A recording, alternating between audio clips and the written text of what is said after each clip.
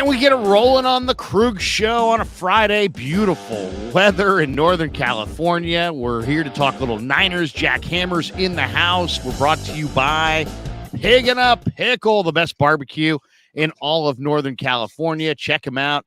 Emeryville and Corte Madera. They're two locations.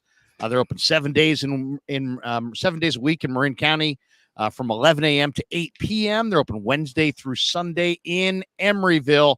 Piggin' Up Pickle, the best barbecue in all of Northern California. And, of course, also brand new sponsor, MarinAutoglass.com, 415-883-3030. And as you can see in the four corners of the screen, we've been brought to you from the outset, brought by the great company, New York Style Sausage Company. They make phenomenal sausage. Get it in every market you can find around Northern California and really throughout the greater part of California, in any part, SoCal, NorCal. Dan Cochimilio told me the other day he bought some New York style Italian sausage in Arizona. So they're out there, and all I got to say is it's the best. So try it. You'll love it. You'll be a fan for life. Jack, good to see you, man. How are you? I'm great. It's Friday. Excited to be on here again. We've been doing this on a regular basis. It's always a lot of fun. So I'm doing really good today. How about you? Yeah, I'm doing fantastic. In fact, we've kind of settled into a Friday here at 11 a.m. Time slot and loving it. And I love rapping Niners with you. I talk a lot of Niners. I did a 3-way stream last night with Vish and Jesse. The coach is going to be on in the morning, where I'm doing a thing this weekend with Marcelino McCrary Ball. I'm really excited about that. So we're counting it down, less than 3 weeks until training camp begins, at least with the rookies reporting. And let's start off with the title of the stream. I titled it, "What's Fair and What's Foul," as far as the blame game that surrounds Kyle Shanahan. And to me, I'll just quickly kind of put my cards on the table. I don't understand the blame game with Kyle Shanahan. Maybe it's because I remember sitting there next to John Lund in the press box as, in the Chip Kelly era. Maybe it's because I remember the Tom Sula era, or the very end of the Harbaugh era, or basically the years pre-Harbaugh, Singletary, Nolan, that I look at Kyle Shanahan as a breath of fresh air. They've been in 3 of the last 4 NFC championship games. They've been, a competitive team. The one thing I always point to with a head coach is, does your team show up and play every Sunday, or do they show up, a third of the time kind of flat or unprepared or just looking like they're not ready to go? And the one thing I can say about Shanahan's team, really throughout his entire tenure, they don't have too many dogs. They don't have too many games where you watch and you're like, man, they really emotionally no-showed. He doesn't seem like the fire and brimstone guy, but I don't know if it's the players they draft or the tone he sets, but I feel like they show up and play pretty damn hard every Sunday. Absolutely. I think that's the biggest thing that you can say about a head coach when you're talking about the positive job that they're doing is, you go back through Kyle Shanahan's career, and it's like 2018 in Tampa Bay was a no-show, right? But since then, it's really hard. 2020 against the Dolphins at Levi Stadium. But other than those 2 games, it's very rare to see that you can go back and you can point to a game where they just were completely flat, not in it at all, couldn't get it together beyond those 2 games. And I think that speaks volumes. I think the other thing, I think people lose track of, they look at his overall record, and his overall record is decent. It's not great. But that's really kind of dropped by what happened in 2017 and 2018 when he was in the process of rebuilding a roster that was at the bottom of the NFL. You look at what they've done since 2019 over the last 4 years. They have the 4th most wins in the NFL. They've been to a Super Bowl, back-to-back NFC championship games, and probably would have been to, the playoffs 4 straight years if it hadn't been for the Garoppolo injuries in 2020. So overall, I think they've done a terrific job at turning this thing around. And does he deserve some blame at times? Absolutely. But to the extent that which we're seeing this offseason, I think it's become a little bit of overkill. I like to kind of pick and choose my spots when it comes to that kind of stuff. And a lot of what I'm hearing right now just doesn't really mesh with where I think the 49ers are. And if you're in the chat and you want to fire away your opinion, I mean, if you're a Niner fan, you're probably here watching this, and if you're a Niner fan, you probably have an opinion on Kyle Shanahan. Where do you sit? Is the any criticism of Kyle? Is it fair? Is it foul? How do you feel about him? Greg Iscon says fair is constructive criticism if it's coming from someone with firsthand knowledge of the situation. Foul is calling for his firing, blaming him for injuries, and the rest of that poppycock. I got to start using poppycock. I'm not using poppycock as much as I probably should. That's a great word. Exactly. As far as the injury thing, there are people that say, well, the Niners have had all these injuries. Why is it the Niners? Is it something they're doing? I don't know. I don't see that. I will say this. We're getting ready for camp, and this is the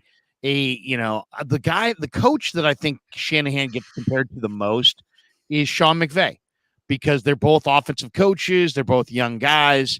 And McVay's got two Super Bowl appearances and one Super Bowl win now. Shanahan has, one Super Bowl appearance and one Super Bowl defeat as the head coach of the 49ers.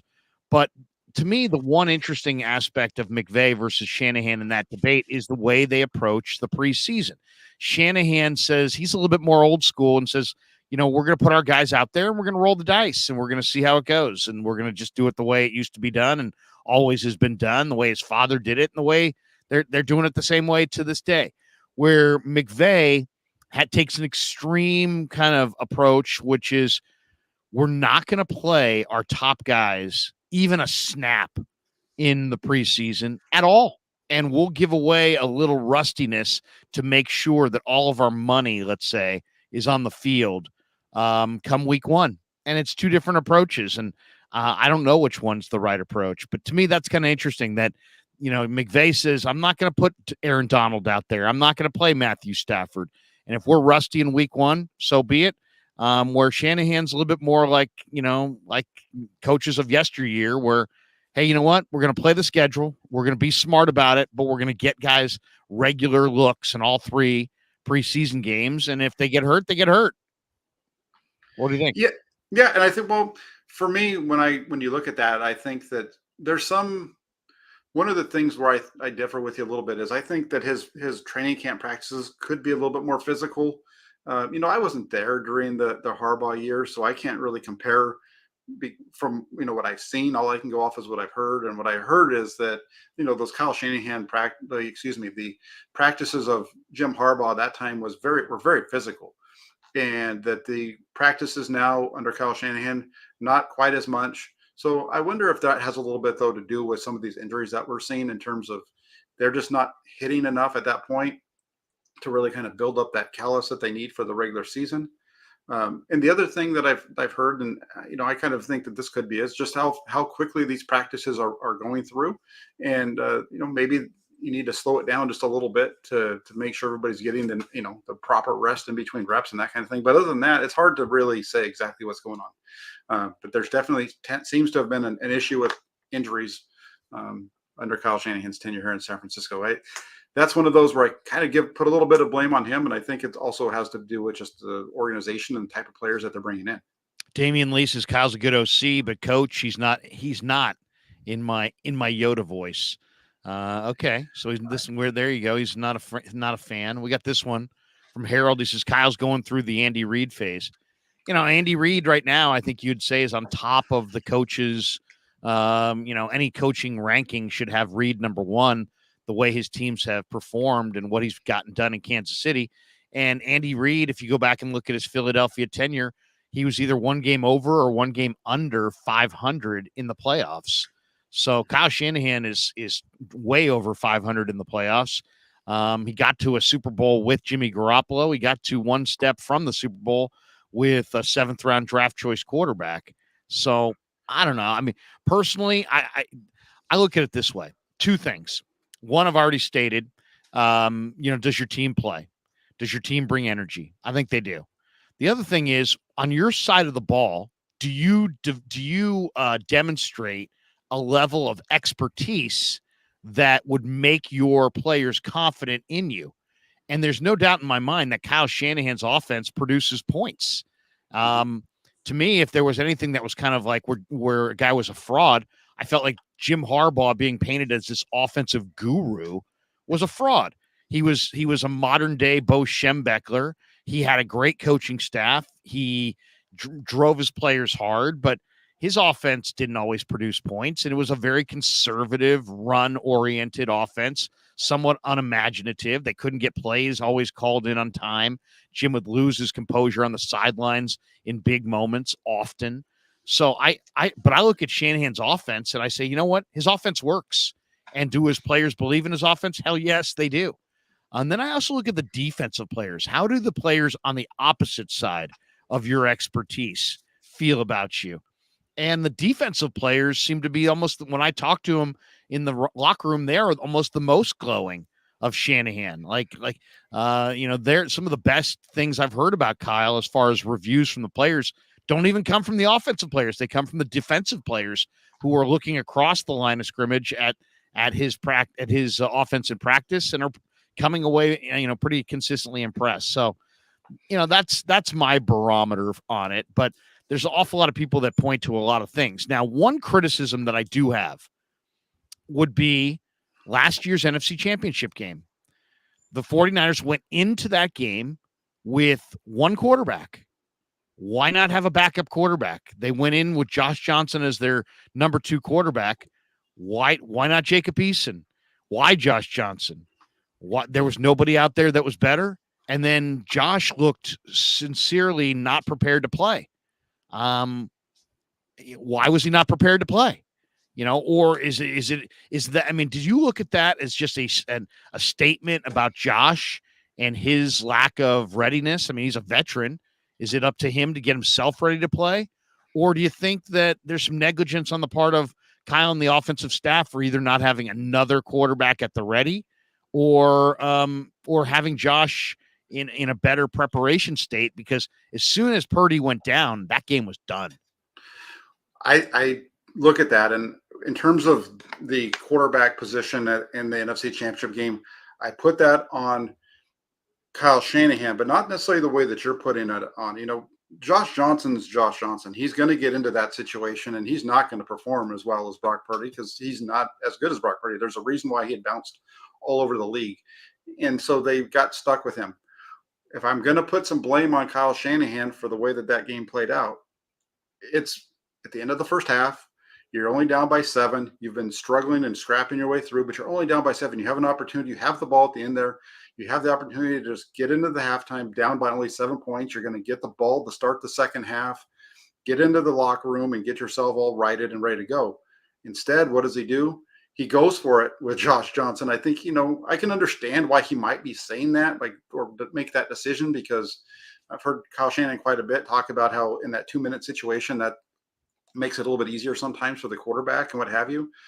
But, I think he got caught up in the moment right there. You had the completion from Johnson to Samuel on first down that Samuel almost bust for a touchdown. And then it's like, okay, now we're rolling.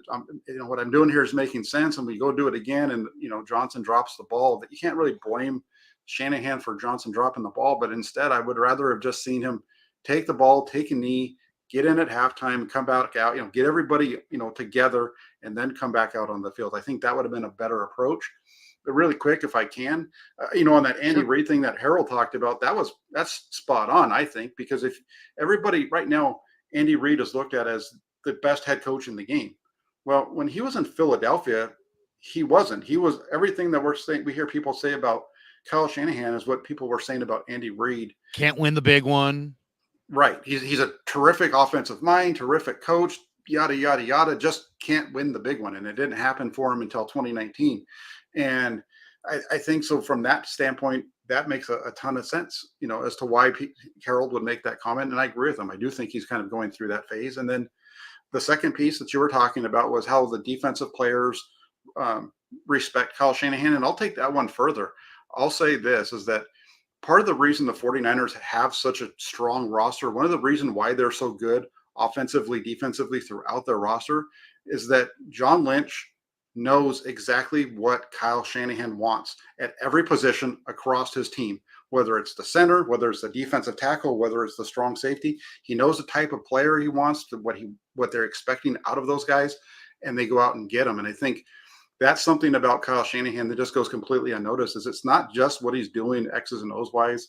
He knows exactly what he wants everywhere. They go out and get the players to do it, and it's not just happening out of luck. They have a plan, and they continue to execute on a very high level. Yeah, yeah. I think those are really, really strong points. Kaushik Narayan, and Kaushik, if I butcher that, may apologize. Throws in a super chat for $2. Thank you, Kaushik. And then he comes back with this comment. He says, surprised by the fascination with the Super Bowl win. The Rams won 2 years ago, and are now in a rebuild for the next two. Consistency and playoff success is more important. From 1990 through 1998, the 49ers won the Super Bowl one time. I think that's a really, really good point. I like the Niners' approach to team building more than the Rams' approach. The Rams were like, we're all in. We're going to sprint at this thing as fast as we can. They got it done, but then they had to probably shut it down for at least a year. We'll see what they do this year. A lot of people feel like they'll have to tear it all the way down to the studs before they're ready to contend again for a Super Bowl.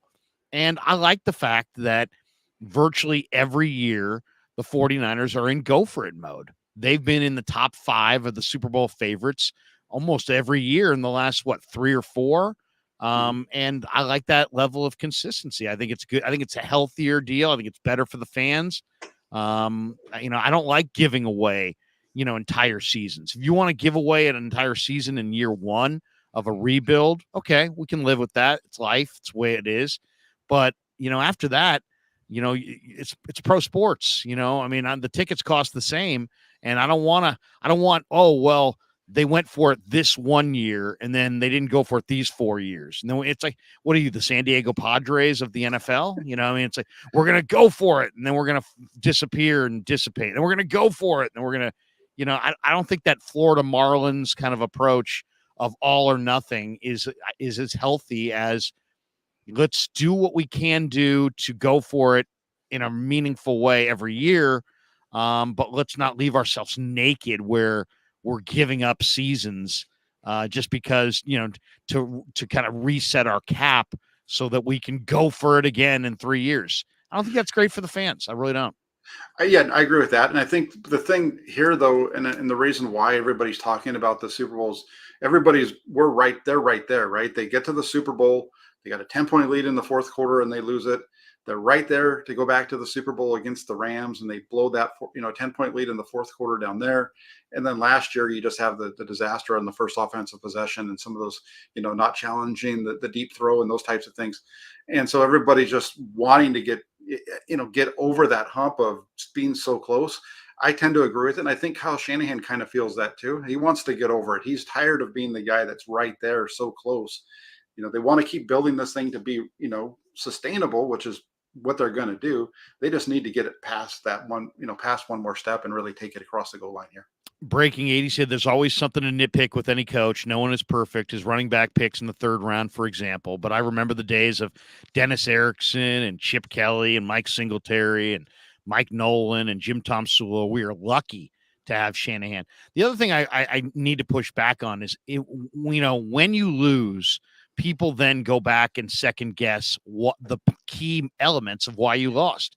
The Niners lost to the Eagles. I'm going to say it real loud for the people in the back. The Niners lost to the Eagles because they ran out of quarterbacks, and the game was over after the second series. They did not lose to the Eagles because of Tyler Kroft and some terrible formation that had Tyler Kroft blocking Hassan Reddick. That's ball, man. That's the way it works. It's personnel. What did they do in the offseason? They brought in 2 blocking tight ends that are probably going to make sure that they're upgraded at that spot. And that's really all you can do. But there's a bunch of different, people looked at that, and it's because the key play, the key injury to Purdy happened on that block. It's like, now that's negligence of Shanahan to have him out there. It's not negligence at all. That's football. And you sometimes have guys, you're not going to win every individual matchup, and especially in a blocking scheme. You're just not. And if you think you are, you're wrong. And there, a lot of times you get away with it. In this particular case, they didn't. So that's one. The other one is they didn't lose that NFC Championship game because Kyle did not challenge on that play. And I understand why he didn't, because it was early in the game. And at least if the booth were privy to the exact replays that we were privy to on our couch, we didn't actually get the definitive replay until after the next TV timeout. So I don't know what they're privy to, but if they're basically watching it on the tube, we didn't see any replay that showed definitively that ball was not caught by Devontae Smith until after the play was decided and the touchdown had been scored. So I don't know what they had available to them, but I really don't blame him on that situation either. You know, it's like you're a couple plays into the game, you're going to use your challenge in the biggest game of the year. All I would say is you got to be ready to use it at any point, but I don't blame him for that. If we had been shown a replay on TV that showed us that it was a definitive non-catch and then he didn't challenge it, then there's negligence. But I don't know what they saw, and if they saw what I saw, I wouldn't have challenged it either based on that. So so those were the two real complaints coming out of that game, and they all were pointed at Shanahan, and I think it's kind of grossly unfair, to be honest.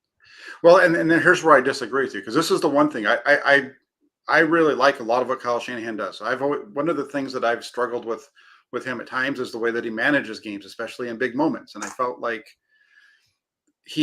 I feel like what he did at the beginning of that game, going to the long developing play action throw, and then on top of that having Tyler Croft, who wasn't even active the week before, blocking Hassan Reddick one-on-one. I felt like that was a bad move. And then you take it one step farther and you look at what the Chiefs did the following 2 weeks later in the Super Bowl, and they're doing long developing plays just like the 49ers, but they're double teaming him. They're using the tight end to hit him, and then the tackle on the right side is free to come off of him, and he's the secondary guy. So they were kind of double teaming him that way throughout. So I don't like the way that he did that situation. You know, I feel like the reason that they were injured, the game was over 6 plays in, was because the quarterback got hurt. I feel like the scheme at that point was a bad scheme for the opponent. It's if that works throughout the regular season, that's awesome. But you're going up against a completely different animal when you're going up against an Eagles defense that had over 70 sacks on the season. So you've got to change things up a little bit. And everybody going into that game was like, they're going to have to take their time. They're going to have to be patient, yada, yada, yada.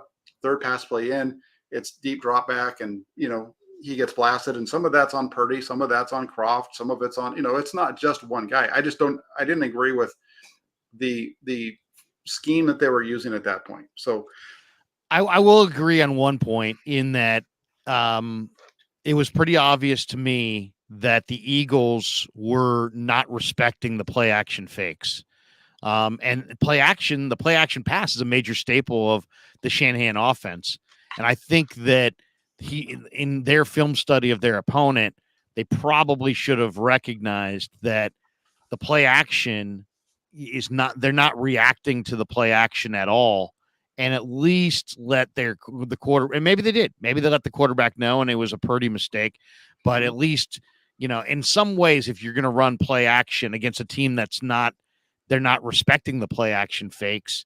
I think I would have had more of a run heavy scheme and done less play action pass and a little bit more, just run it at them. Because I think if there was a weakness to the Eagles, is they shot up the field so aggressively that I felt like they left themselves a little naked against the run, and I think the numbers reflected it. And you're right, 70 sacks. We're talking about a sack total that was greater than the 85 Bears.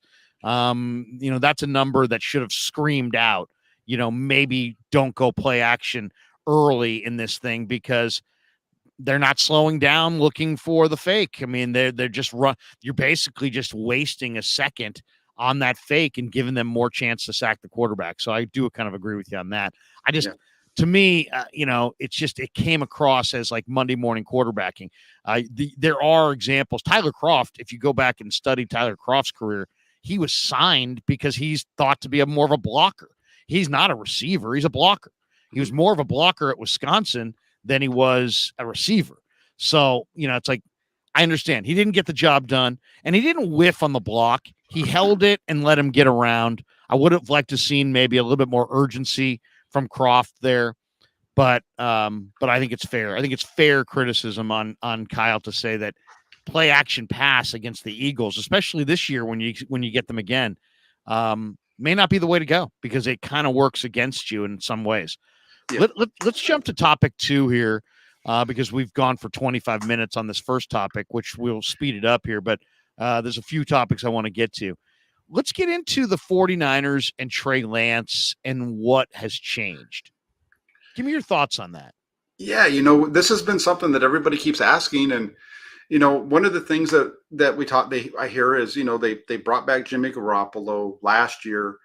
Maybe the 49ers weren't as high on Trey Lance going into week 1 of last season as everybody felt like they were. I know that during the offseason, Kyle Shanahan had said that they felt good going with Trey Lance. That's why they were trying to trade Jimmy Garoppolo. But then you got to remember, Jimmy Garoppolo was brought back at the end of training camp. How did that training camp go for Trey Lance? Now, again, this is just my speculation on maybe if it is more than just, the fact that Brock Purdy took over. I think some of it could be that maybe it's because Trey Lance struggled throughout training camp last year. The numbers show it. It was up and down. Kyle Shanahan talked about it. Maybe they just weren't really excited about where he was in terms of his development. And they knew that they were going to have some hiccups along the way. But maybe that's part of the reason why they brought back Jimmy Garoppolo is because Trey Lance had struggled during training camp last year. He was okay during the preseason games. It was still a little rocky. The offense really struggled to move the ball at times, even in camp. And maybe that's part of where this whole thing kind of stems from. That he has never come out and proven that he can be as good as Jimmy Garoppolo. Just start as a starting point. He's never proven that he's better than what they had before. And so maybe that's where this whole thing changed. Instead of it just being about Brock Purdy coming in and blowing it up when he did, it's just a matter of Trey Lance struggling early on. And he hasn't really been able to be the guy that they thought they were going to get when they took him at number 3. I mean, it's to me, it's he doesn't have the live reps, he doesn't have the live bullets, he doesn't have the experience, and this is pro football, and you're judged by wins and losses. And I think Shanahan and Lynch, despite the fact they've gone to 3 NFC championship games and a Super Bowl in the last 4 years, the standards in San Francisco are not that. The standards here are to win a Super Bowl. And I think they're probably feeling a little bit of pressure. And I think they're also looking at their window as a football team, and they're saying, this isn't going to be together. We're not going to have this group together forever. And it's created a level of urgency. And so they're just like, you know what? This isn't about developing any one player. This is about winning football games. And so we're going to put our guy out there that can win football games. People asked, what's the difference between last year and this year and what's changed? Brock Purdy. Yes. Last year, they didn't know that Brock Purdy was Brock Purdy. This year, they know what they have in Brock Purdy. If they didn't have Brock Purdy, they would be going with Trey Lance because, or at least having a competition between Lance and the best guy they could find to compete with Lance. But they're not just going to hand the keys to a young guy and say, you know what, make your mistakes, be inconsistent. The other thing is, where do you see inconsistency? You see it in the lack of points. And let's go through Trey's short, brief career. You're talking about no points, I think, in the first half in the Arizona game. Hardly any points at all, I believe, in the first half of the Texans game. He had a good second half against the Texans. No points, I believe, in the first half of the Bears game. 3 points? Now, there was a turnover that wasn't his fault, but ultimately it comes down to points. And they haven't scored a lot of points. And if you under Trey Lance, and if you ask me what's the main difference, the Niners scored 33 points a game under Brock Purdy with him as at the helm. And so they're going with Brock Purdy. And I think they're also prioritizing today over any individual's development. And you know what? You lose the locker room if you do it the other way. And that's really it. I mean, if there was no payment, then, this isn't the NBA.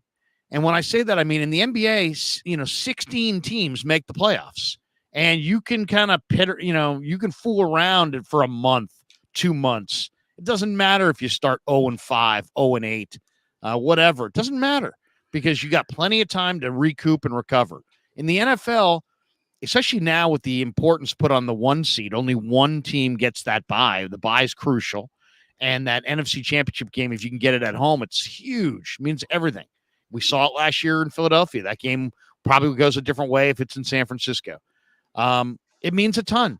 So there is no, hey, you know what? We'll just give away September, and that's why the people that are pushing back so aggressively on the notion that they may go with if Brock isn't ready in the first month, they may go with Sam Darnold.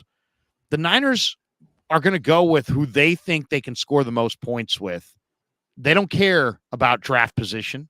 They don't care about the investment. They don't care about what you think or I think or anybody else thinks. They're going to go with who they think can win those games. And if their professional opinion is that it's Darnold and they can score more points with Darnold, they're going with Darnold. And everybody's feelings be damned. And I think if you ever start to prioritize the development of one individual over the team goals, guess what? You lose the team. And they're not going to do that. And we weren't in the locker room, even though we're there on a regular basis. We weren't in the locker room in the immediate aftermath of the Bears game. I don't know exactly what some of the veteran players may have said. So to me, it's just I get the feeling that the players really like Trey as a person. They respect him as a hardworking guy, and a guy who's wired the right way and doesn't wants to do nothing but get better. But they're not giving away the season to see him develop. They're just not. And if the Niners attempted to do that, there'd be an uprising by the players. Yeah, and that's one of the things that I've pushed back on quite a bit this year is that, they keep saying, if Brock's not 100%, then just go ahead and, even if he is, just roll with Trey. We got to see what you have in Lance before you move on from him. Let him play for a few weeks. Let him, and that's fine. You can do that. But if you start off 1-3 or 2-2, whatever, if you're not winning games that you should win, look at what's happened the last 2 years. The reason why the 49ers, one of the reasons that I feel the 49ers weren't in the Super Bowl in 2021, in 2022, is because they played those NFC Championship games on the road. And why did they play on the road? Well, they played on the road because they lost games to the Bears. They lost a bad game to the Broncos last year. Bad losses in the beginning of the season. The year before, they started off 3-5. And so you dig yourself a hole. It's great that you can dig yourself out, but there's a reason why you're playing on the road in that NFC Championship game. The 1 year they made the Super Bowl, they started off 8-0, and I keep pointing to that, and people are like, yeah, but that's what I'm saying. You don't have the time in the NFL to just throw a game out there and just say, hey, we're just going to see what happens. And, if this guy plays great, then that's awesome. But if he's really struggling, then that's okay. We don't care. It's not baseball. You only have 17 of these things, and every game really matters in the NFL.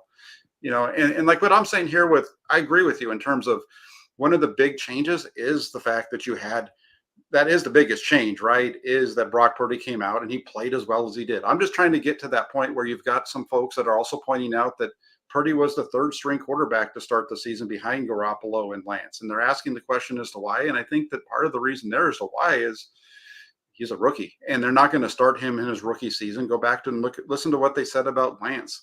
And Garoppolo, even then, it's going to be really hard to beat him out, that kind of thing. Kyle Shanahan doesn't want to start his rookies if he doesn't have to, and there was no way that Brock Purdy was there last year to be a starter. There was no way that he was even in a competition to become the starter, but he performed well enough. They recognized that he performed good enough that they were fine moving off of Nate Sudfeld for him. And I don't know. I just look at it and I'm just kind of saying, there's got to be something else that's going on here with this Trey Lance situation other than just Brock Purdy. And the only thing that I can come back to is the struggles that he's shown when he's on the field, whether it's the performance, the points that you want to point to, or the way that he was in practice. Because that's the other thing too, right? Everybody, his performance last year in practice, everybody says, well, he's playing against the best defense in the league. Well, that defense wasn't that bad in 2021 either. They were pretty damn good. And Jimmy Garoppolo was nowhere near under 60% in training camp in that 2021 season. So, I get pushback a lot from people on that. And this isn't about being a Lance hater. This is what happened. These are the numbers that he put up. This is the performance that he put up, and it was up and down. Kyle Shanahan even said that it was up and down, in training camp. So I think that maybe there's something to that, and maybe we're missing a little bit, because Larry, you've said this yourself. You pointed out really kind of when they turned me onto this. When the 49ers talk about Trey Lance and they talk about what they like about Trey Lance, they never talk about football. They only talk about the person. They don't talk about his ability. And that's an interesting take. Yeah, and it's across the board. Greasy, Shanahan, Lynch. It's always about Trey the person. And as a person, he's an unassailable person, because he's a great kid who's hardworking. So and he's dedicated, and he wants to get better, and he's all about football. So there's nothing but great things to say about him. I share the screen because I want to play this cut. This is Kyle Juszczyk with Rich Eisen the other day, and listen to what he says. He's talking a little bit about, why Brock Purdy is the guy. Listen to exactly what he says here. Why did Brock Purdy work so well last year from your perspective? Walk me through how a guy drafted in the manner in which he was drafted, and we understand the circumstances that got him out there on the field. Why did that work? Why does he work well like that?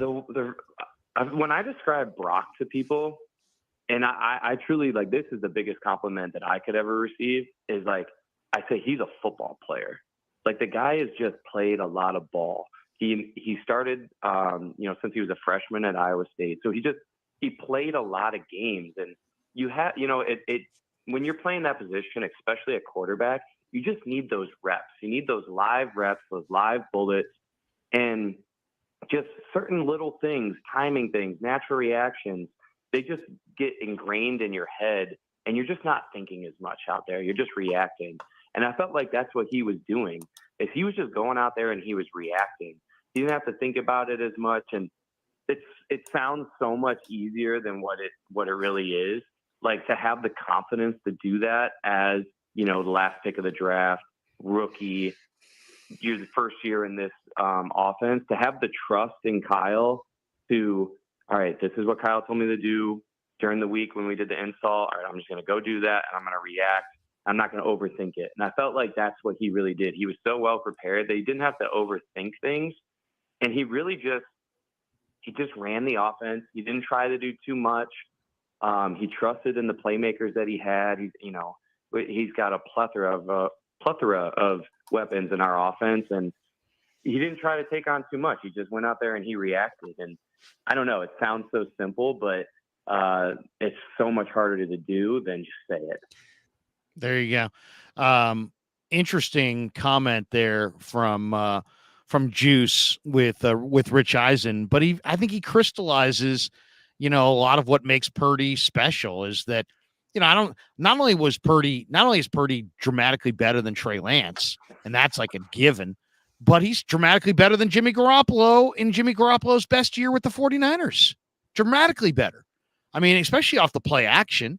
When Garoppolo, if you go if you got the all 22 available to you, go check out Jimmy Garoppolo off any play action pass and look at how it takes him a second to recalibrate the coverage, the receivers, where everybody is, and then he makes a move. Then go watch Brock Purdy off play action. When he flips his head around and looks back at the coverage, he's already throwing the ball. He knows in his head what picture he's going to see when he turns back around. Garoppolo had to recalibrate the entire thing and see where is everybody again. That's innate, man. That's natural. I did an interview with Purdy early last year in camp, and I'm like, give me a night before the game routine for you. What are you going through? What's your process like? Do you watch a movie and hang out with the girlfriend and pet the dog and have something to eat? Or, are you deep in your playbook? What's your process, if you could share it with me? And he's like, Larry, I like to go through my our game plan, the formations, make sure I have it all down. I just go through it over and over again, 5, 6, 7 times until I feel like I really have it down. I mean, he's a very mature young player who's played a lot of football.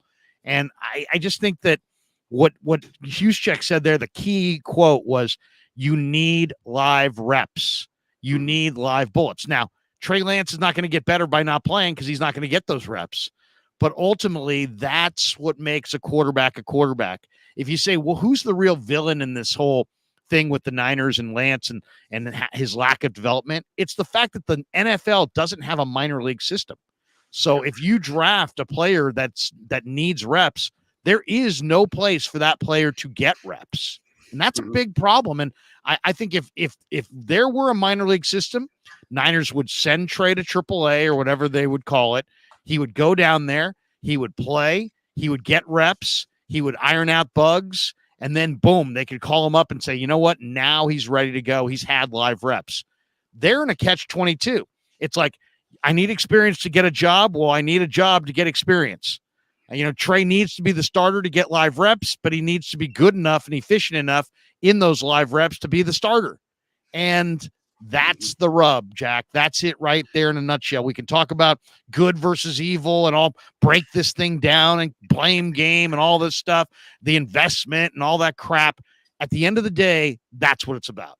Yeah, John Lynch said it. John Lynch said as much during the scouting combine when he was talking to, I think it might have been with Matt Miyoko, or it might have been when he was just talking to the full group of reporters. If you go back and listen to either one of those two, there was a point where he said, we just need to get Trey Lance. Trey Lance just needs the reps, and we'll see if we can we got to see if we can find a way to make those happen. And that kind of showed you where, the 49ers feel the same way you do in terms of he needs the reps, but at the same time, they want to win games. And so that's why I think where he says we need to find out if we can get those for him or how we can get those. They're not going to throw away a game just to get him out there. They're going to play the best quarterback possible. And if they think it's Brock Purdy, it's going to be Brock Purdy. If they think it's, Trey Lance, it'll be Lance. Or if they think it's Darnold, it's whatever. Sports is merit. You've talked about this. I've talked about it. Sports is meritocracy. The best player plays. And that's what we're seeing is happening right here. Yeah, no question. All right, let's jump to the offensive line. I saw it again this morning, people blaming the Niner offensive line. Is the Niner offensive line a strength in your mind or a weakness? And I bring this up because the Niner O-line last year was second in the NFL in pressure rate allowed, okay? And the Niner offensive line was also fifth, according to Pro Football Focus, in pass blocking efficiency rate for the 2022 season. So I know, we point to, well, McKivitz. Last year, everybody's favorite target, it seems like, was Mike McGlinchey. But to me, I think this offensive line, if you say, is it closer to a weakness or a strength? I think it's closer to a strength. Give me your thought. I think the 49ers offensive line is one of the folks ripping on the 49ers offensive line over and over again. I think is one of the worst takes that I've seen, and this goes back to last year as well, going into the season. I didn't see it as a weakness then. I don't see it as a weakness now. Jake Brendel had his first year as an NFL starter last year, made the Pro Bowl. He, I saw on Twitter yesterday somebody put out where he had the fifth highest win rate among centers in the NFL, and he was in his first year of starting. Is he going to get better or is he going to get worse? If he stays the same, the Flyers are in pretty good position, but you would think that with time he's going to improve. Same thing with Spencer Burford. He was a rookie last year who started. I know he split time with Daniel Brunskill, but he's now been through a full NFL offseason. We saw what happened with Aaron Banks from his rookie year to year two. There was a big improvement there, right? So can we say the same thing about Spencer Burford? I think so. I think it makes sense to say that he could have some improvement after starting 17 games as a rookie. So you've got four starters along that offensive line coming back from last year. And they were good. They were much better than most people talk about when it comes to the 49ers.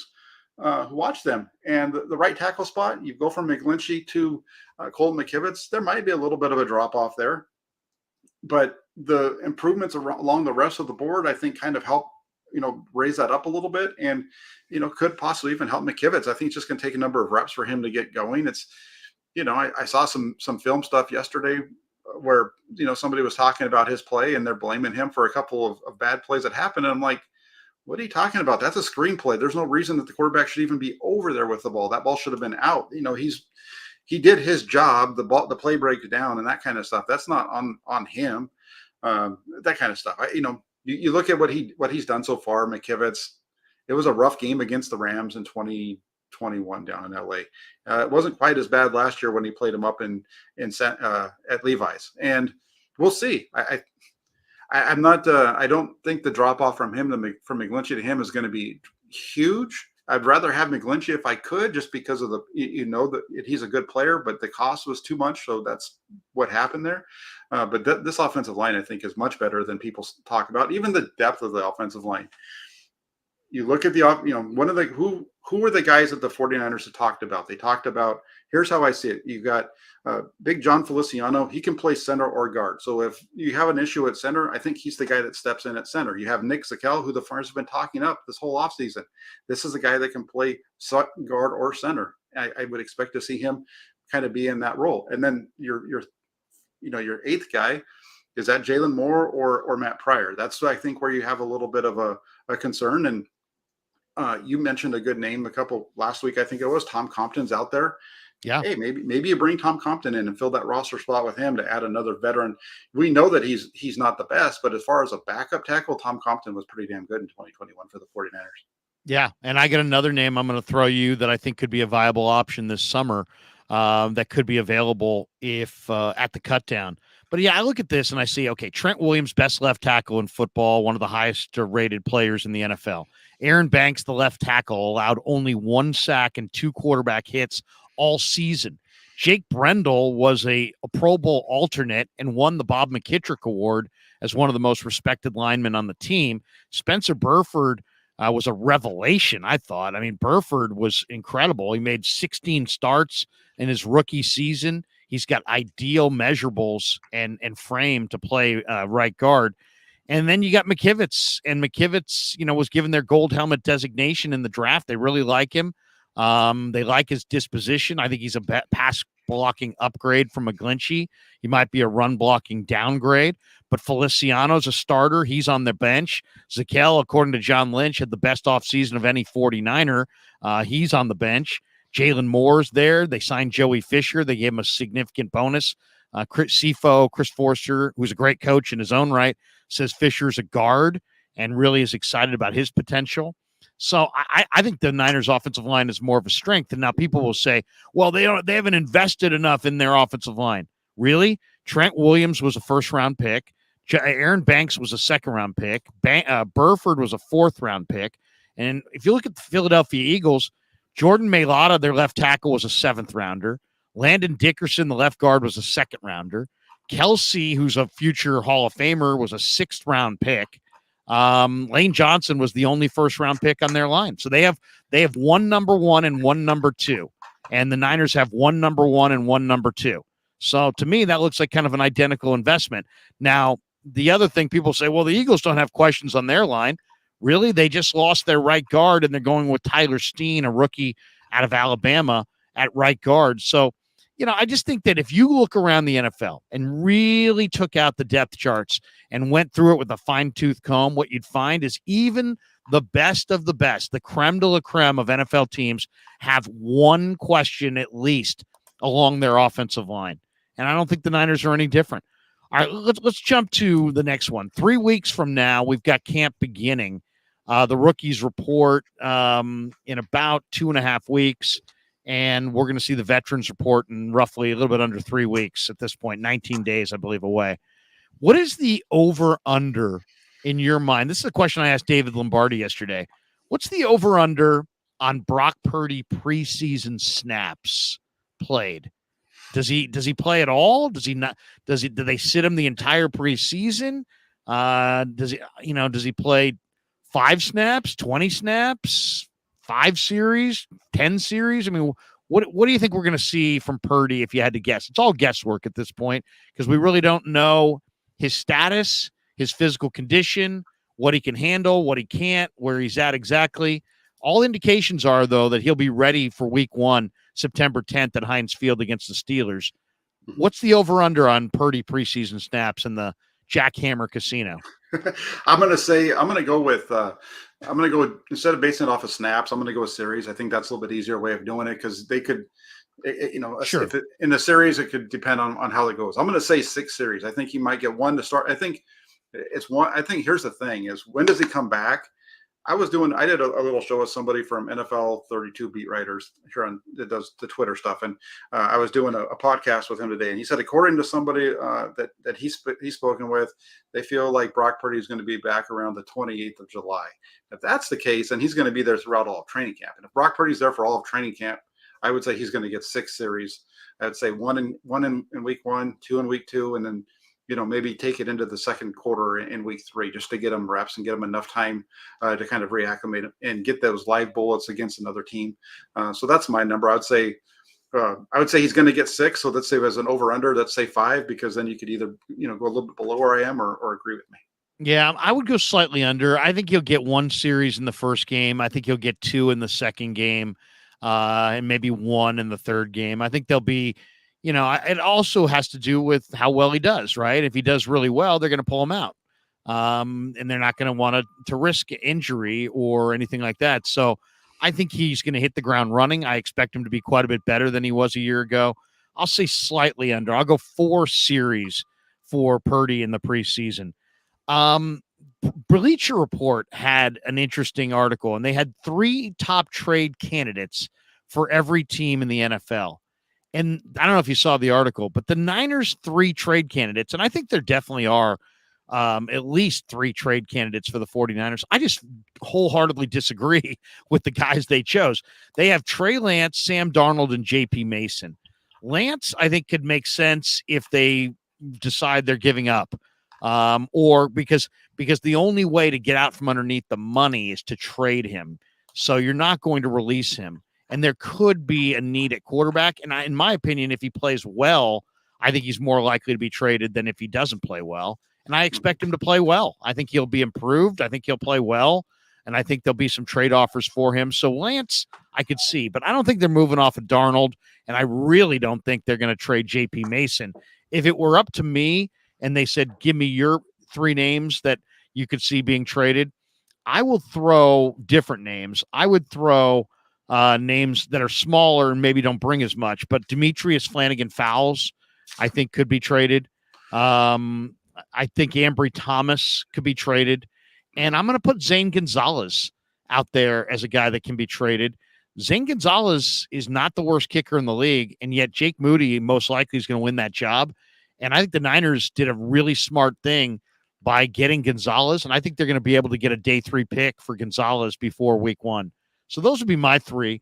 What do you think? If I say, give me 3 names of candidates that you think potentially get traded away from the Niners roster this summer, who are your 3? Yeah, that's a really good list you put out there, Larry, because I would go that direction too. You just look at so many linebackers. They have maybe Curtis Robinson instead of Demetrius Flannigan-Fowles, but I would say it would be one of those linebackers. We've seen them do that in the past. So that's definitely one. Ambry Thomas makes a ton of sense, especially if he doesn't show any improvement this offseason for him. So that's a tough one. So beyond that, let's see. If you're looking at trading a running back, I just don't see JP Mason as being somebody they want to get rid of. That guy, he performed at a high level, did really well. If you're looking at trading a running back, it might even be Elijah Mitchell or TDP, Ty Davis Price, before you do JP Mason. Mason has a low cap hit for 2 more years. He's come on. He keeps showing improvement. So if you're going to move a running back, I just don't see it being Mason at all. So I would say one of those other running backs, maybe like I said, Davis Price, would make sense, kind of like what they did last year with, when they had to move on from Trey Sermon. It would be Ty Davis Price this year. And then so far as the third guy, the Zane Gonzalez one is an interesting decision there. I agree with you. I don't think we see Darnold moved at all. I just don't see why anybody would trade for Sam Darnold when everybody had a chance to go sign him like that. This offseason, I don't see why that's all of a sudden going to come. One other one, and this will be a surprise, I think, but we'll throw it out there, would be Javon Kinlaw. And the only reason there is he's in the last year of his contract. He's a little expensive, but if a guy like Spencer Wagee or some of these younger guys like Kalia Davis, if those 2 are performing at a high level, then you kind of start to get a little bit of a logjam there in the interior of your defensive line. Javon Kinlaw could be a nice backup behind Hargrave. But here's the thing to think about, right? We talk a lot about the rotation along that defensive line, and I'll say this is that that you're going to get about 60 to 70% of your snaps out of Nick Bosa on a year in year out basis if he's healthy. And along the rest of the line, they haven't really had that last couple of years. But that's what Javon Hargrave gives them. He's played 60 to 70% of the snaps every year of his career. He's a heavy snap guy. So they may not have to rotate quite as much as they have in past years. And then Eric Armstead is kind of along that path as well when he's healthy. So maybe they can go in that direction with a guy like Kinlaw because they're not going to have that rotation be quite so deep in terms of the number of snaps that they're going to have to get out of that group. Yeah, Terradome says, Krug and Hammer like baking soda. What's up, my man? There you go. Arm and Hammer. Rafael Sanchez says, how is Mason a trade candidate? Elijah Mitchell, sure, but not Lil Beast mode. Yeah, I mean, there's no way they're moving JP Mason. I mean, that would be negligence. Mike Monahan says, I've been saying Brock would be back by August 1st at the latest. I'll give you one other digital Drew in Chicago. Digital, happy Friday to you. He says Ty Davis Price is a great target to move or get cut. I agree. Ty Davis Price looked good in the mini camp, and he may get caught up in a numbers game.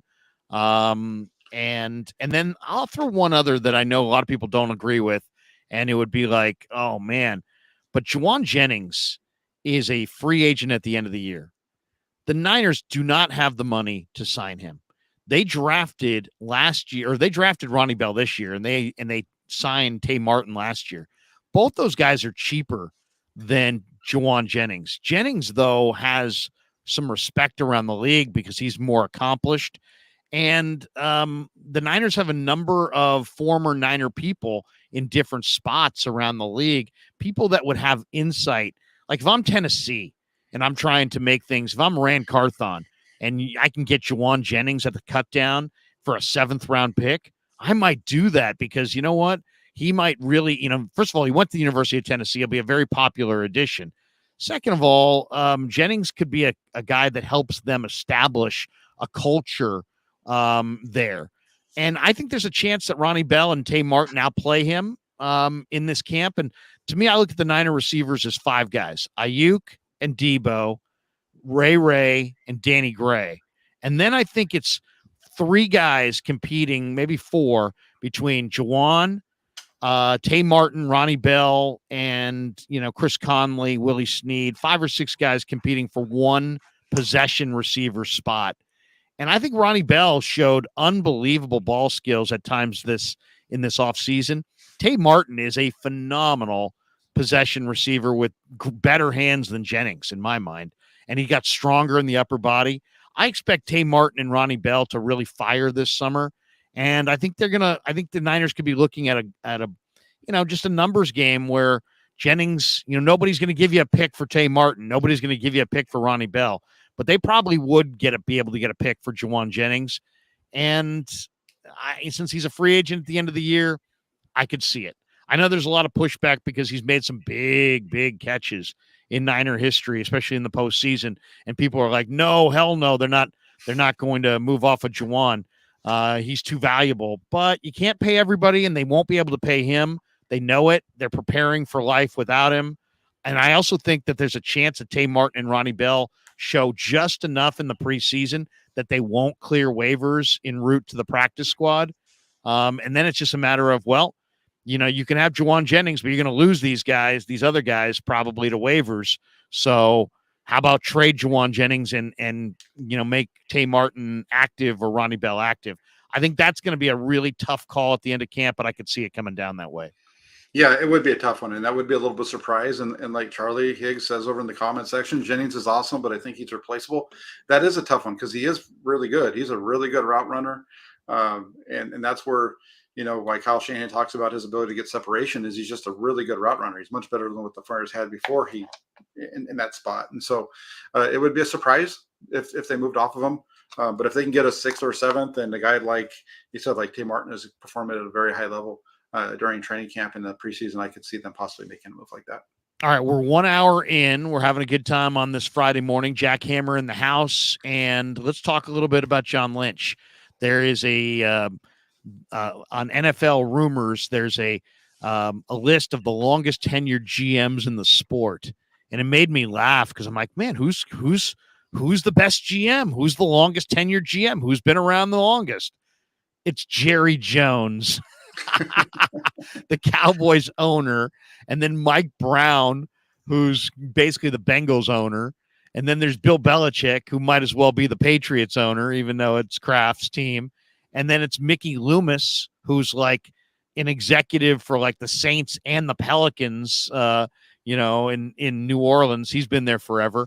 The first real GM on the list is John Schneider, who's been with the Seahawks since January of 2010. He's listed as the fifth longest tenured GM. And then John Lynch is actually, believe it or not, I would figure John Lynch is a relatively new GM and he'd be towards the bottom of the list as far as tenure. But no, John Lynch is 11th. Only 10 guys have been in their job longer than John Lynch. He was hired January 29th of 2017. He signed an extension in 2020. Give me your evaluation of John Lynch, because, I really, when I was really excited about this regime when the Niners hired Shanahan, because I saw Shanahan as a clear upgrade from what they had before. But I really didn't love the Lynch hire at the time, just to be full disclosure, because he was coming out of the booth. He was a Hall of Fame safety, or a Hall of Fame to be safety at that point. And I just thought, you know what? There's no scout. There's no college scouting director, pro scouting director that had a better track record for this position. But John has come in, and I think he has done this job to near perfection. He embraces the collaborative approach. He's empowered Adam Peters. He doesn't know everything. He doesn't try to know everything. He's a great face of the franchise and has given this team tremendous stability as far as the public face of the team, especially when Shanahan gets in certain modes where it's like he's very emotional. I think John's more of a rock. But ultimately, you're only a good GM, in my opinion, if you can find players. And I just think that Peters and Lynch together and the Niner scouts deserve a tremendous amount of credit for what they've been able to do on day 3 of the draft and after the draft.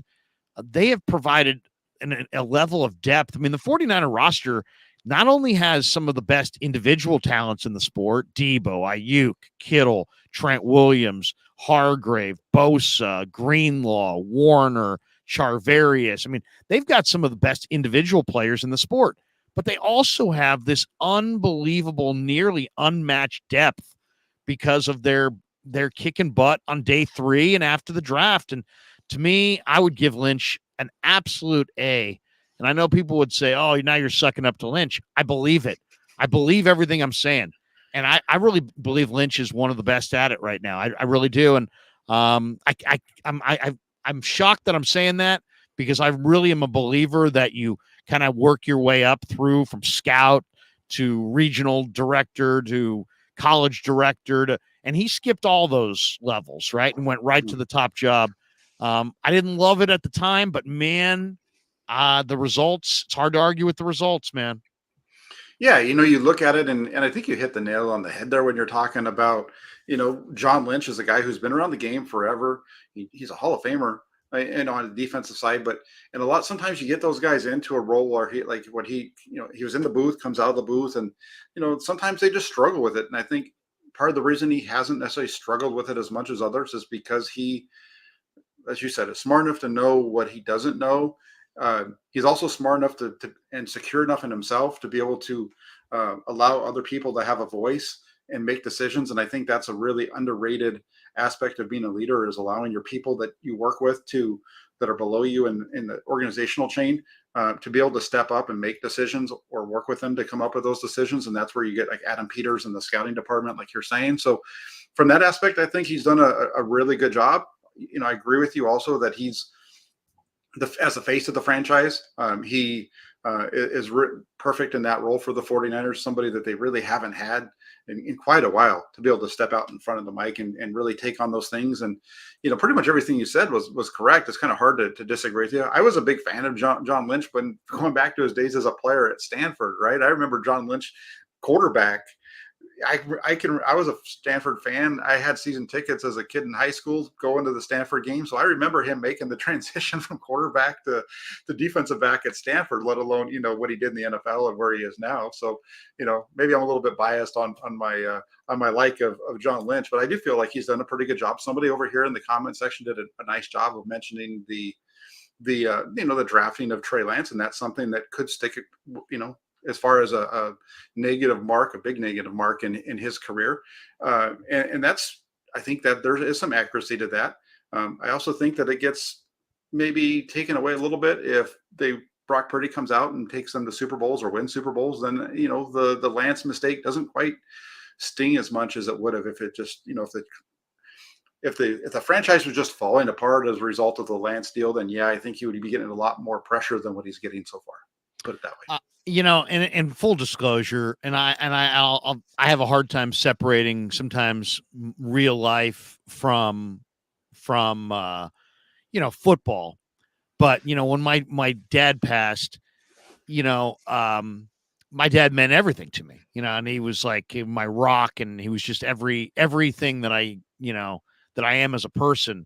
I feel like was inspired by my father, and it hit me really, really hard. John Lynch took the time to call me and give his sentiments and offer his condolences and just be a human being, and I'm not personal friends with John. We don't go out and drink beers, he didn't know my father. But that kind of thing, Jack, I don't know.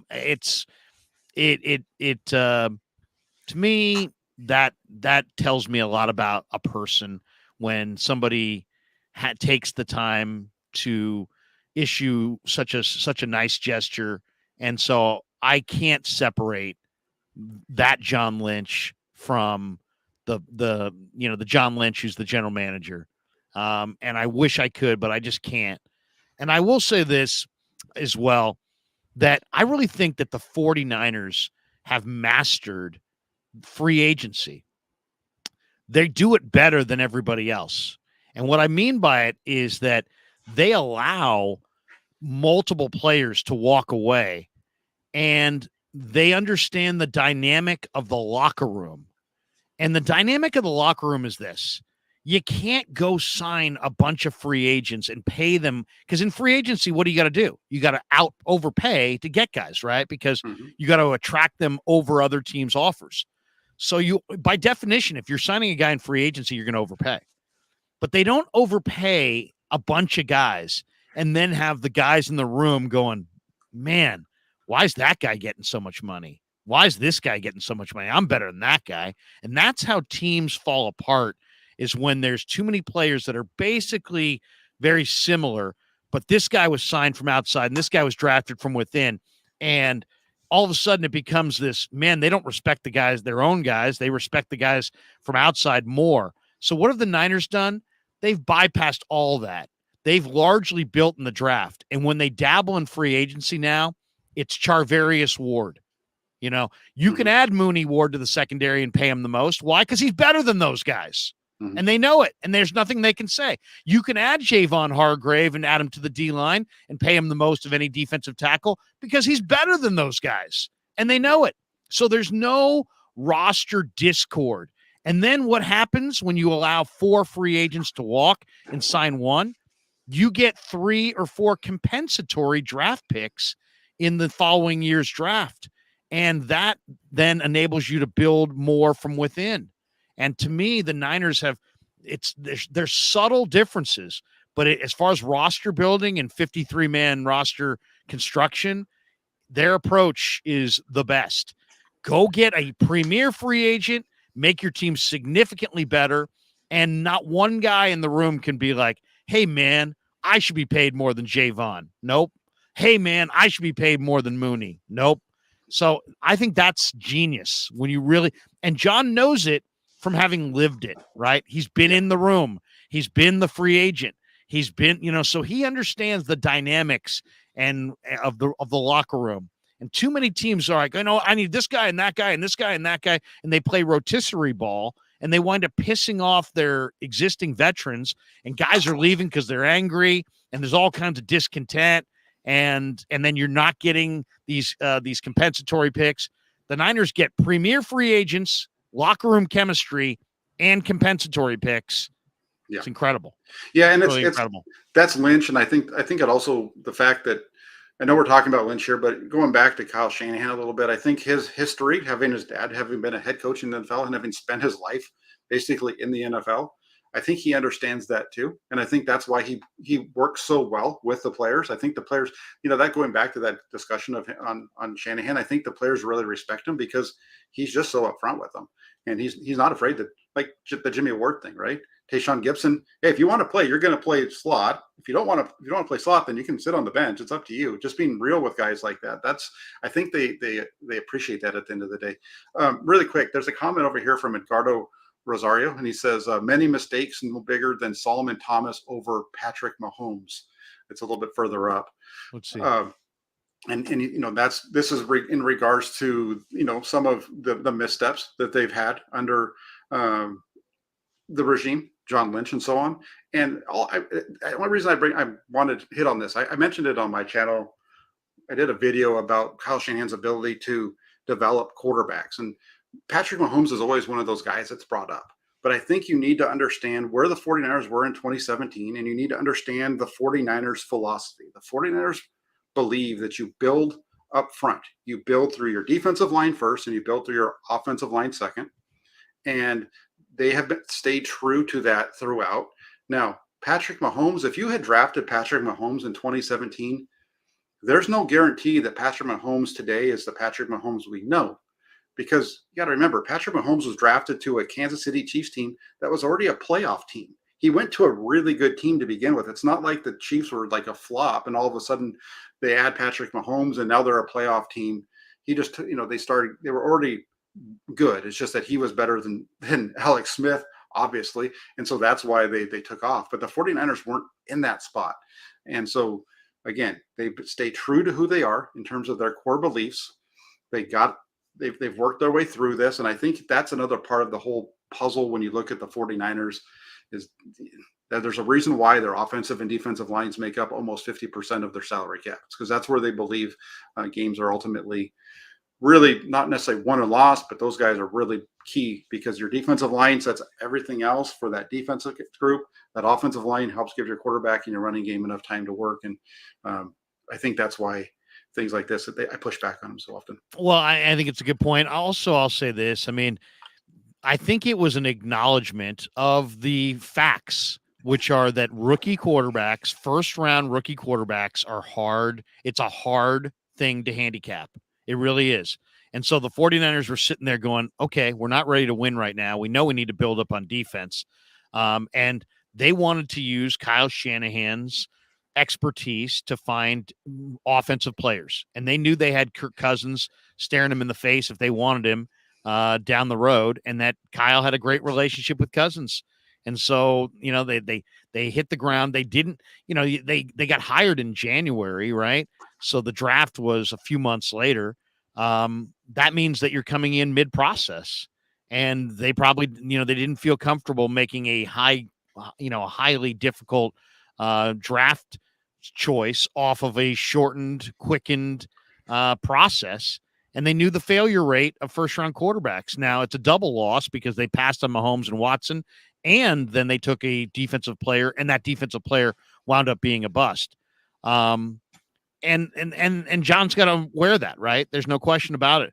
But to me, I understood the ideology, or at least the thinking on their part, which is, this is the quarterback position is all kinds of problems as far as evaluating it. We think we got a sure thing coming maybe in a year in Cousins. Let's build up our defense. They just took the wrong defensive player. And obviously in hindsight, Mahomes would have been a phenomenal draft pick. But they didn't have the foresight, and that was the decision they made. I'm not excusing it because that was a bad draft throughout. Reuben Foster, bust. Ahkello Witherspoon, bust. Kittle was taken in the 5th round, and I think DJ Jones might have been a 6th rounder in that draft, but the rest of that draft was very disappointing throughout. So that, in a lot of ways, was the learning curve for John Lynch as a general manager right then and there. And it's a whiff, but I did understand their ideology. Digital Drew says, I don't agree, Larry, not at all. His move to get Trey Lance will define his tenure here. That's all anyone will remember, and it's not trending well, at least right now.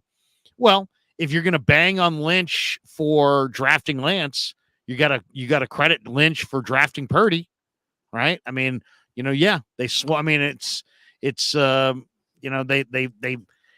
also I would say to you this, okay, if you didn't want Lance, who did you want? Who would you have taken instead? Mac Jones. Mac Jones was right there for him. Mac Jones would have been perfect for the 49ers in that spot. But Jones, some people maybe, but in Mac Jones, not necessarily looking that great. No, I say that because I had him as my top quarterback in the draft, so I'm throwing that out there. The ball did come out on time with accuracy, and he's a smart guy. But here's my question: knowing how the locker room felt about Jimmy Garoppolo, was Mac Jones and his personality going to be able to walk into that room and immediately commandeer the room? My guess is no. Yeah, that's exactly it. That's the thing, is that Mac Jones and his personality. I think when you look at Brock Purdy, there's a lot of similarities between why he's been successful in this offense and why I felt like Mac Jones would have been successful. But here's the thing: they didn't take Mac Jones. They did what they did, and they got a guy who plays the game pretty much the same way, maybe a little bit quicker. But the biggest difference between what they have now in Brock Purdy and what they would have gotten Mac Jones is I think they got a way better dude. I think, and that's what Kyle Juszczyk was talking about. And you watch the way Brock Purdy is on the field. You hear the stories about the way he takes command. He's got a swagger to him. He guys throws a touchdown pass and I don't know if it was against the Dolphins or the game against the Bucs, whatever, one of those first 2 games, and he's pointing to his arm and he's excited. And that shows that this guy believes in himself, and then it kind of, rubs off on everybody else that you have around you, that kind of leadership, and his ability to follow through with what he's going to say. And they ended up getting the better player in the end. So I say Mac Jones, and I know people laugh at that one, and they should, because they ended up getting somebody better in the end. Digital Drew says the Niners have whiffed quite a bit in the early round since Lynch has been here. It's not his strength for certain, but where Lynch's money is on player relations, very much like a Bob Myers. Dusty Gold says Larry drafted Purdy. Thank you. You would think. 2 gray beard hairs with the super chat. I can't stand these what ifs in football. Facts are we have one of the best teams in football. The staff has done amazing and found gems for our team. Quarterbacks don't grow on trees. We found Brock Purdy. I'll just say that. BCB. Let's go. There we go. All right, let's 2 gray beard hairs says Larry, every team whiffs, all capitals. When you go all capitals, that means you really mean it. All right, let's go to a list that I thought was really interesting. And this is the time of year, and I'm kind of the nerd for this. I'll admit it. I'm a personnel guy at heart, right? So I'm always looking down the road. I'm looking, you catch up with me in January and February, I'm watching draft film. I'm deep in it. I'm the guy who watches every minute of the combine, and then tells everybody that you make more mistakes than ever by overvaluing guys in the combine. But then I'll watch every minute. I'm the guy who reads tiny little reports about guys' pro days and gets excited. I'm the guy who's already watched film on the 2 guys that are in the supplemental draft, who the Niners probably won't even blink at. And one of the articles that caught my attention, and this is to me an interesting time of year. Now we've seen the draft, we've seen free agency, we're about a month away from camp, and now everybody's taking a look at everybody's roster.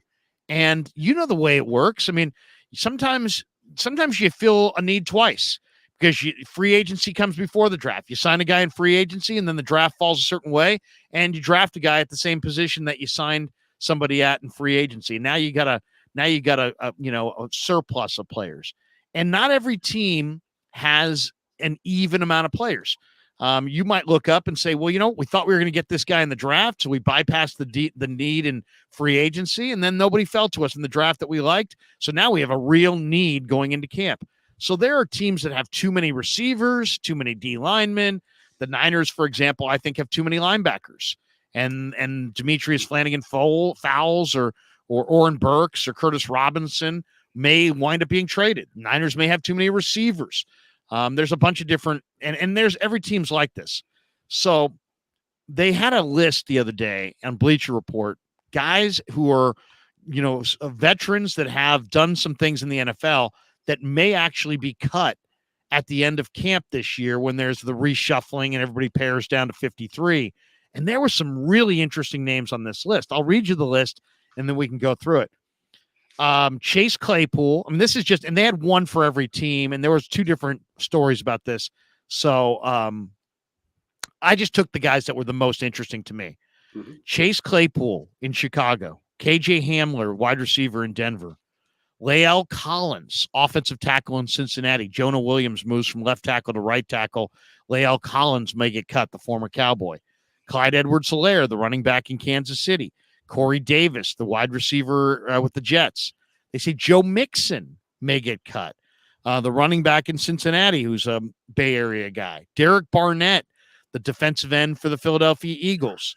Rashad Fenton, a corner for Arizona. Alton Robinson, a defensive end from Seattle. Neville Gallimore, the Cowboys defensive tackle out of Oklahoma. Amik Robertson from La Tech, who's a corner with the Raiders. And I can never pronounce this guy's names, but Atakundo Ogundeji, the edge rusher, the former Notre Dame edge rusher in Atlanta. And then the guy that they say the Niners may wind up cutting at the, of note is Ambry Thomas. And the fact is Ambry's 24. He still has a lot of talent, but he went from 2 years ago playing 5 games, a 5-game starter as a rookie, to last year only played 41 defensive snaps all season long. So a lot of people are estimating the Niners may wind up trading or cutting Ambry Thomas at the cutdown. But of that list, the guys that really interest me are, one, Chase Claypool. I've always been a Claypool fan. I know they're saying he's got a bad attitude, and I know he's been critical of Kyle Shanahan's practice routine, so they'll probably steer clear. But he has not been good with the Bears. The Bears traded a second-round pick to get him. He only caught 14 balls for 140 yards and no touchdowns in 7 games with Chicago last year. But I think Claypool is outstanding talent. Lael Collins. I mean, if the Niners really are looking for, another tackle, and they could get somebody as good as Lael Collins to challenge McGlinchey for that right tackle spot, man, I'd have a lot of interest there. Derek Barnett, a lot of talk the Niners could use a veteran edge, and I think they could. He tore his ACL last year in week 1, didn't play all year. He only makes $3 million, so he's pretty reasonable, and he's a damn good pass rusher. Ogundeji from Atlanta, to me, would be an interesting guy as a pass rusher. Alton Robinson would be interesting. And then I'm a huge fan of Neville Gallimore, the Cowboys interior guy. I'd rather have Gallimore than Kinlaw, to be honest. And if the Cowboys they just drafted Mozzie Smith out of Michigan. If they want to part ways with Neville Gallimore, I'd gladly move off of Kinlaw and sign Gallimore and use him in a rotation up front. What do you think of the list, Jack? Is there any name there that stands out to you? To me, defensive end, offensive tackle. You can always use another corner, that's for sure. What, maybe even safety if there was a right kind of player. John Johnson, I think, was on this list. Is there any of those names intrigue you at all? Yeah, there's 2 of them. Lael Collins jumps out at you, especially because he can play tackle, and that's where the Niners need to add somebody. So I would say Lael Collins is definitely one. And then Derek Barnett is a guy that can play at a pretty high level. He's only going to be $3 million. It fits their salary cap structure. So I think those are 2 players that fit possible needs as this thing goes through during training camp. If one of those 2 players was to get cut or if they were both to be released, I think one of those guys would be a terrific addition for the 49ers. Yeah, I agree. To me, my favorites on the list would be Gallimore because I think he could be an impactful defensive tackle. La'el Collins, and probably Claypool. And I realize Claypool is, the Niners have always seemed like they like Notre Dame guys. And I love this kid at Notre Dame. And I just think that he needs to be in a room where everybody's not kissing his ass and telling him he's the savior. And on this team with Ayuk and Debo, those guys are tone setting type players. This guy would be more in line with what he is, which is a big slot receiver. But man, you go to the red zone and you're thinking of, throwing the ball, you got 5 guys in the pattern and you could have Debo, Ayuk, Claypool, Kittle. That's a really nice thing. Heck, you could even use Claypool as a flexed out tight end in certain situations. Man, I'd be very intrigued by that. I think he could play far better football here than he did in Chicago or Pittsburgh. 2 gray beard hair says, Larry, you're lazy, but we love you. BCL. I'm not sure. BCL, Jack? I'm not sure what that one is.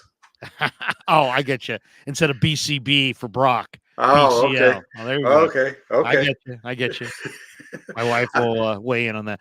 All right. Yeah, I like the one earlier. There was one earlier that was even better, and it was I don't remember who said it, but it was you missed it, but it was too far up. He said, "These 2 old farts, no football," and I appreciate that. Thank you very much. Yeah. Yeah. There we go. Dusty Gold says, always looking for those captain types like Ronnie Bell. Sports fan says, Claypool, no thanks. I'm good unless he's taking a minimum. I hear you. Anyway, Jack, what do you got cooking on the channel? That we're almost an hour and a half in. We'll cut it right here. What do you got cooking on your channel the rest of the weekend? What can we expect if we tune in? Yeah, well, I'm wrapping up my quarterback, review. I did what the areas that Brock Purdy needs to improve on. So the next up is going to be what he does well. So I'll be putting that one out tomorrow. Might even be a little bit of film kind of work that gets put into that one as well. So check that one out. Always put new stuff up over there. That's the thing. It's a little bit of everything. If there's something here that people want to hear about, feel free to check out the channel. Send me a message on there, and I'll put together a video for you before training camp comes up. And right now, just wrapping up the article for the Press Democrat on Purdy's improvement as well. So that's when does that come out? What paper will that be in? Well, for the Santa Rosa Press Democrat, so 49ers.Press Democrat, the blog there, okay. And it'll be the things that Brock Purdy does well, the strengths that he brings. The video that I did yesterday was talking about the weaknesses, like I said, and I wrapped that up. And what I said in the wrap up is that if Brock Purdy fixes those 3 things, and he's the same guy that he was last year in terms of all the other stuff, and he improves a little bit, I think he really has the opportunity to be a guy that's going to be talked about for the MVP in the NFL this coming season or the next year, because he performed at such a high level last year. If that kind of play continues, it's going to be hard not to start looking at him that way. A lot of good comments here. We could play comments all day, but Harold says, amazing show. I really enjoyed it as well. We have one that I'm going to finish with, a non-super chat, but Callie Young had this early in the show. He said, and we'll finish with this, other than the quarterbacks, what position are you guys most excited to see in training camp? That's a good one, because there's, I look at this roster, and the 49ers roster is so good. I'm just looking forward to seeing everybody, really. If I need to narrow it down to just one spot, I'm looking forward to seeing I'm really looking forward to seeing how Isaiah Oliver plays in the slot. I think he's going to be an upgrade in there. I'm looking forward to seeing how this pass rush comes together. That's a big one as well. The same thing with that offensive line. That's one of the fun things that I enjoy about camp, is the one-on-ones between the offense and the defensive line. Those are always funny. I saw your show a little bit, Larry, and Dave was talking about how you don't really get a good view of the run of the offensive line and defensive line until you get the pads on. I disagree with that a little bit. I think the things are pretty good there. You can get a very good view of that even before the camp. But I'm looking forward to seeing how that whole group on both sides of the ball comes together, because there's just been so much negativity around the offensive line. I want to see how they perform. And even on the defensive line, I want to see what Drake Jackson can do. Yeah, I mean, Drake is Drake. I'm eager to see Drake. A couple sleepers I'm eager to watch. Deshaun Jameson from Texas, the corner / return man. Spencer Wagee from North Dakota State. I love everything I've seen about Wagee, and I've talked to him. I really like him. I think he's going to be a guy to watch this summer. But if I had to go position groups, I'm going to say, one that you wouldn't think, and that's kicker.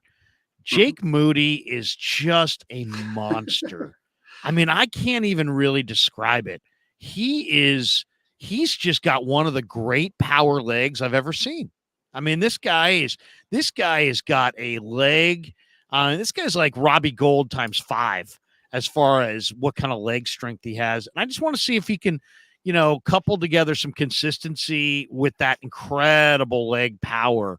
And that's, he could be a Niner for the next 15 years. I mean, he could be the longest tenured 49er, and we're seeing the beginning of a real long career. His leg strength is awesome. He connected from 63. It would have been good from 70. I mean, it was like an unbelievable boot. So I'm really looking forward to seeing Moody in the preseason. And if there's one position group, I'm going to say running back. I thought McCaffrey took it to a totally different level in this offseason. If there's one guy that stands out on this field above all else, it's Christian McCaffrey. And then Elijah Mitchell, if he's healthy, is a proven back. Jordan Mason last year was 240. This year he looks lighter and faster, and he's still a powerful back. I think Jordan Mason could be really, really good. Ty Davis Price to me looked, I thought, better than at any point last year in the mini camp and the OTAs. And then I'm a big fan of both the undrafted rookie free agent running backs, Ronald Awatt from UTEP and Kalen Laburn from Marshall. Laburn carried over 300 times last year for the Thundering Herd, and he's got real powerful legs. And he's a guy can catch the ball in the flat. He can make you miss. He's a little faster than you think. He's a little bit more powerful than you think. You can't arm tackle the guy. So Laburn's really intriguing. And then Awatt, who I did a whole hour with on the channel about a month ago, this guy can catch the ball. I mean, this guy can really catch the ball. And he's got that speed to bounce it outside. He can run those bubble screens. He can catch it. He can make you kind of think that he's going inside and then get to the edge. I think that running back spot is going to be so intriguing to watch once these games get going. And also, once we see live action. So running back and the kicker. Those are my 2 spots. The kicker one's fantastic because I agree with you. When you get a chance, when you guys all get the chance to see Jake Moody kick the ball, you're going to be impressed. I mean, it's one thing to get out there and watch Robbie Gold kick field goals and so on. But when you're standing there and the music's kind of quiet, but you can hear everything that's going on, and you see him kick the ball, the force with which he's kicking it and the sound, there is definitely there's power there that the 49ers haven't had at that position. It's pretty impressive. So I'm looking forward to that. Love the running back one. It'll be fun. The linebacker group, we know that's a really deep room. Those one-on-ones, whether it's pass rush protection versus blitz drills or in coverage, that running back linebacker matchup, that's going to be a lot of fun to watch too. Rick Diaz says, "Hello, Jack. This is Rick." Hey, Rick. And then Rick follows it up with, "I'm going to be a good boy this year." Is there a backstory to Rick's chats? I do not know. Rick tends to say that to me often, so I just usually let him roll with it. Jack, good to see you. Have a great Friday, man. I'm going to play a couple spots before we get out, but have a great rest of your day, and we'll see you next Friday. Absolutely. Make sure you guys get the pig in a pickle. Let's go now. Pig in a pickle. See you, Jack. Bye-bye. There you go. The great Jack Hammer. Love doing these with Jack. Jack's fantastic. All right. Let's thank our sponsors, Marin Auto Glass, marinautoglass.com, 415-883-3030. We're also the title sponsor of the Krug Show is Pig in a Pickle. And here's their location in Marin.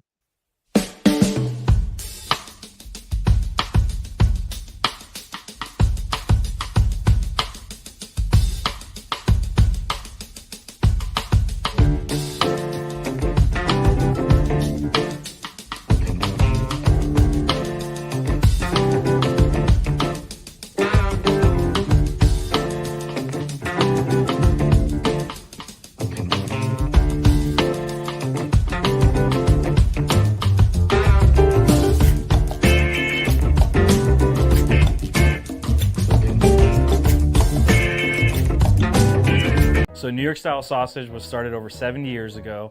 We are the largest producer of fresh Italian sausage on the West Coast. What makes our sausage in New York style is really the recipe came from back east, from New York, from Connecticut. If you look at all of our labels, there's maximum 4 or 5 ingredients, which we're really proud of. There's no preservatives, no MSG, fresh in, fresh out. The pork comes in fresh, goes out fresh. There's never any freezing throughout the process. We've always used fine quality cuts. We're never going to deter from that. It's one of the reasons why our sausage is so good. I guarantee you put our sausage up against anybody else's from a flavor standpoint, no one will beat it, hands down. Hey, do yourself a favor and do me a favor. Go buy a package of the New York style Italian sausage. Guaranteed you will love it. Guaranteed.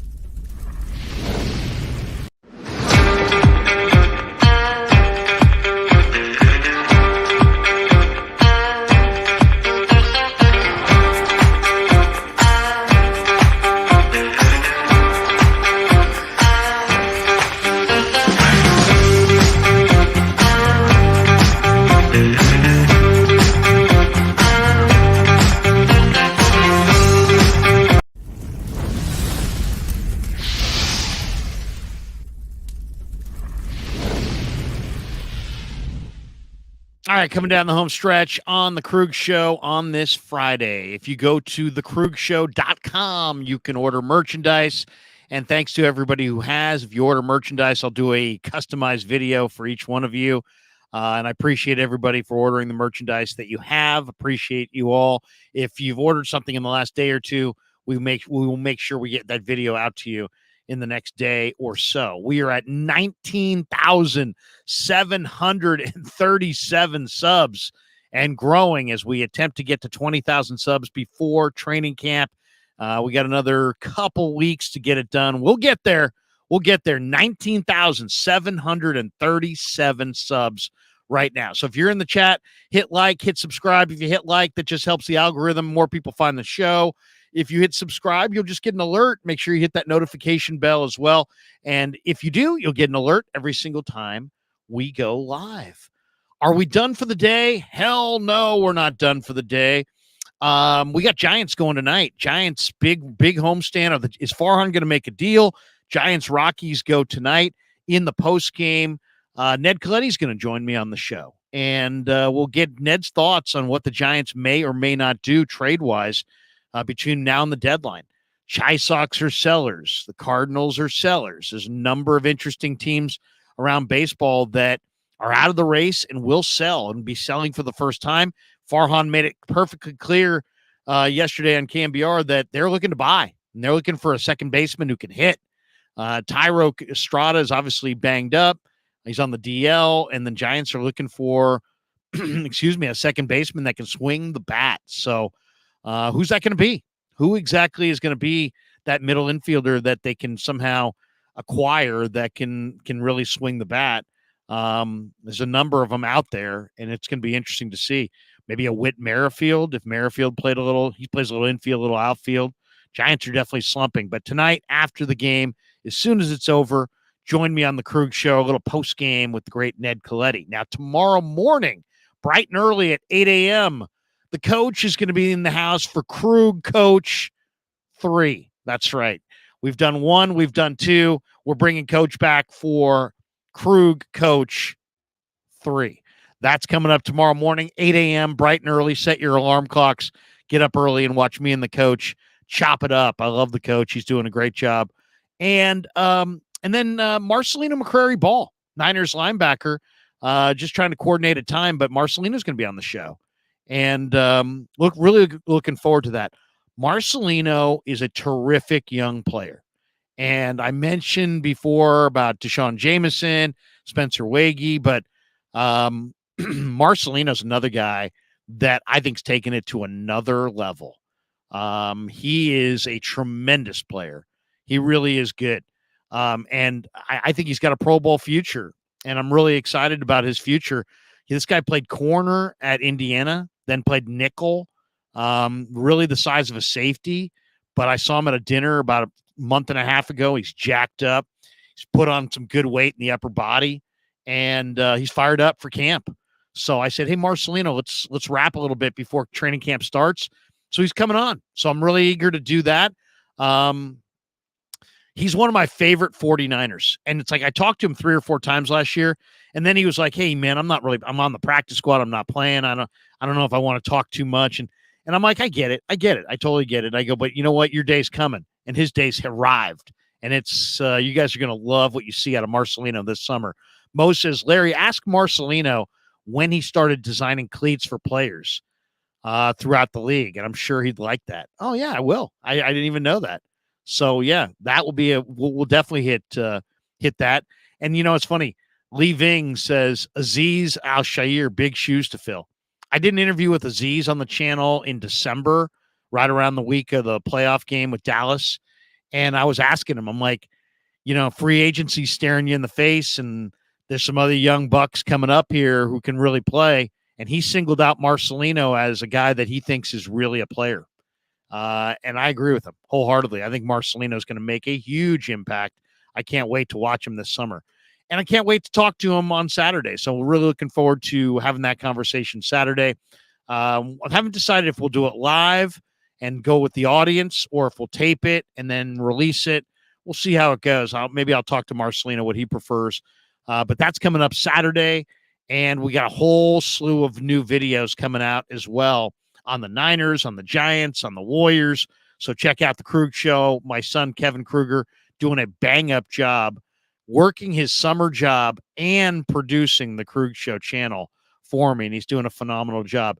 We also have some big announcements coming in the next, let's say, 2 weeks on the channel. We'll just tease that right there. I'll put it right there, and we'll come back to that. But we're very excited about some of the things that we're getting ready to announce coming up later on this month. So training camp will be here shortly. Thanks to Jack. Thanks to all of you. Thanks for the people who contributed to the Super Chats. Digital Drew, I saw that you bought some merchandise. You'll be getting a video from me and my son coming up here in the next 24 hours. So thanks to everybody. Have a great rest of your Friday. Beautiful weather in Northern California. And check us out tonight after the Giants game for a little post-game Giants with the great Ned Coletti. Until then, peace. Yeah, never met a man I've been scared of. Careful, you gon' get exactly what you asked for. Here for whatever you bring me, getting handled. I answer to no one, I don't need to hassle. Yeah.